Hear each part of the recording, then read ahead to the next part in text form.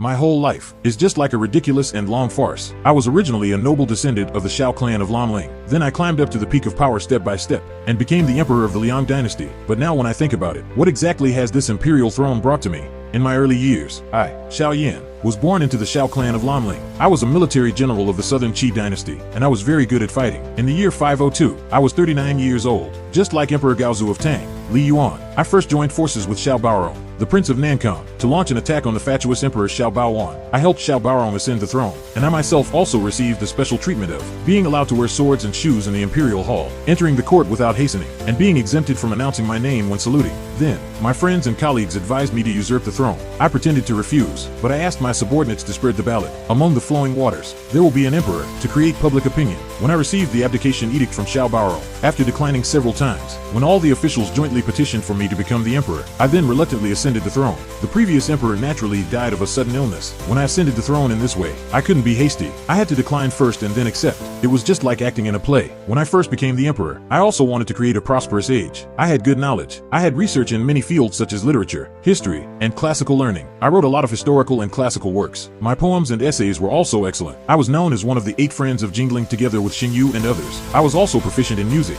painting, calligraphy, and chess. At that time, I thought that with my own abilities, I could make the Liang dynasty prosperous. But as time went by, I became suspicious, and when I looked at the court officials and my own sons, I always felt that they wanted to usurp my throne. The crown prince, Qi Wan, he was virtuous and upright. When discussing matters with me, he always refuted me to my face, and he always talked about the whole country. Gradually, I harbored resentment towards him, just because of a little suspicion. I framed him with the charge of rebellion, poisoned him to death with poisoned wine, and also ordered his mother, Consort Chen, to commit suicide. After the Qi Yan army fought a bloody battle with Dayu, I connived at Xiaojiang and Xiaoyu. They buried 70,000 soldiers of the Qi Yan army alive. I thought that in this way I could keep my throne, but I didn't expect that I actually destroyed the foundation of the Liang dynasty. The court was in chaos, and the common people suffered. Later, Mei Changsu appeared. This sick and weak strategist stirred up trouble secretly. Step by step, he uncovered my past crimes, and made the truth known to all. When there were requests for reversing the cases in the court, I then realized that I had been all alone for so many years, and now I was isolated and without help. Looking at the court officials who had once submitted to me, there was only disappointment and anger in their eyes. My heart was filled with indignation, regret, and desolation. I suddenly grew old. Both my body and mind were tortured by pain.